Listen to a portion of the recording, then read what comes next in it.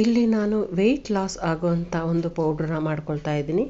ಎಲ್ಲ ingredients ready ಮಾಡಿ ಇಟ್ಕೊಂಡಿದ್ದೀನಿ. ಮೊದಲಿಗೆ ಇಲ್ಲಿ ಬ್ಲ್ಯಾಕ್ ರೈಸ್ ತೊಗೊಳ್ತಾ ಇದ್ದೀನಿ. ಇದೇ ಮೇನ್ ಇಂಗ್ರೀಡಿಯೆಂಟ್ಸು. ಇದ್ರ ಜೊತೆಗೆ ಹುರುಳಿ, ಬಾರ್ಲಿ ಮತ್ತು ಹೆಸರು ಕಾಳು ಕಾಲು ಕೆ ಜಿ ತೊಗೊಂಡಿದ್ದೀನಿ. ಜೀರಿಗೆ ಒಂದು 100 ಗ್ರಾಮ್ ತೊಗೊಂಡಿದ್ದೀನಿ. ಮೆಣಸು ಒಂದು 50 ಗ್ರಾಮ್, ಮೆಂತೆ ಒಂದು 25 ಗ್ರಾಮು ಮತ್ತು ಬೆಳ್ಳುಳ್ಳಿ ಒಂದು 25 ಗ್ರಾಮ್ ತೊಗೊಂಡಿದ್ದೀನಿ. ಇಲ್ಲಿ ಒಂದು 4ರಿಂದ 5 ಏಲಕ್ಕಿ ತೊಗೊಂಡಿದ್ದೀನಿ. ಇದು ಫ್ಲೇವರಿಗೋಸ್ಕರ ಅಷ್ಟೇ. ಇಲ್ಲಿ ಬ್ಲ್ಯಾಕ್ ರೈಸು ತುಂಬ ಹೆಲ್ತ್ ಬೆನಿಫಿಟ್ಸ್ ತುಂಬ ಚೆನ್ನಾಗಿದೆ ಇದರಲ್ಲಿ. ಹಾಗಾಗಿ ಇದೇ ಸ್ವಲ್ಪ ಜಾಸ್ತಿ ಕ್ವಾಂಟಿಟಿಯಲ್ಲಿ ತೊಗೊಂಡು ಇದನ್ನು ಫ್ರೈ ಮಾಡ್ಕೊಳ್ತೀನಿ.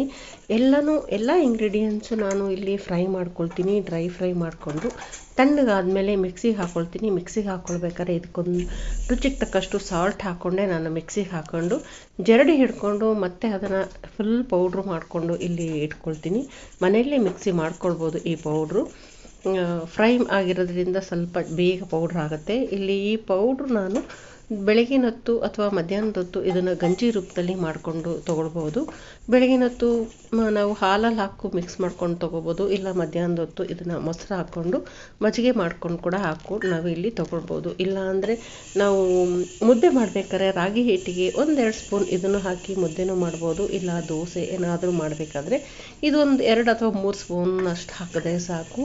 ಈ ಹಿಟ್ಟಲ್ಲಿ ತುಂಬ ಹೆಲ್ತ್ ಬೆನಿಫಿಟ್ಸ್ ಇದೆ. ಅದರಲ್ಲೂ ಇಲ್ಲಿ ಬ್ಲ್ಯಾಕ್ ರೈಸ್ ಅನ್ನೋದು ತುಂಬ ಹೆಲ್ತ್ ಬೆನಿಫಿಟ್ಸ್ ಇದೆ. ಇದು ಪ್ರೋಟೀನ್, ಕ್ಯಾಲ್ಶಿಯಂ, ಫೈಬರ್ ಮತ್ತು ನಾರಿನಂಶಗಳು ತುಂಬಾ ಇರೋದ್ರಿಂದ ಇದು ಹೆಲ್ತಿಗಂತೂ ತುಂಬಾ ಒಳ್ಳೆಯದು. ಇದನ್ನು ನಾವು ಎಲ್ಲದಕ್ಕೂ 1-2 ಸ್ಪೂನ್ ಯೂಸ್ ಮಾಡಿಕೊಂಡು ನಾವು ಡೈಲಿ ತೊಗೊಳ್ತಾ ಇದ್ದರೆ ನಮ್ಮ ಬಾಡಿಯಲ್ಲಿರೋ ಫ್ಯಾಟ್ ಕರಗೋಗುತ್ತೆ. ಇಲ್ಲಿ ಫ್ಯಾಟಿನ ಕರಗೋಗುವಂಥ ಅಂಶ ತುಂಬ ಇದೆ. ಬೆಳ್ಳುಳ್ಳಿ ಹಾಕಿದ್ದೀನಿ ಮತ್ತು ಹುರುಳಿ ಹಾಕಿದ್ದೀನಿ ಮತ್ತು ಡೈಜೆಷನ್ ಆಗೋಕ್ಕೆ ಜೀರಿಗೆ ಹಾಕಿದ್ದೀನಿ. ಮೆಣಸಂತೂ ತುಂಬಾ ಒಳ್ಳೆಯದು ಹೆಲ್ತಿಗೆ. ಅದರಲ್ಲೂ ಕಾಫು, ಕೋಲ್ಡು ಎಲ್ಲ ಬಂದರೆ ಅದು ತುಂಬಾ ಒಳ್ಳೆಯದು. ಹಾಗಾಗಿ ಮೆಣಸು ಕೂಡ ಹಾಕ್ಕೊಳ್ತಿದ್ದೀನಿ. ಇದರಲ್ಲಿರೋ ಎಲ್ಲ ಇಂಗ್ರೀಡಿಯೆಂಟ್ಸು ತುಂಬ ಒಳ್ಳೆ ಹೆಲ್ತ್ ಬೆನಿಫಿಟ್ಸೇ ಇದು ಹಾಕಿರೋದು ಈ ಪೌಡ್ರಿಗೆ.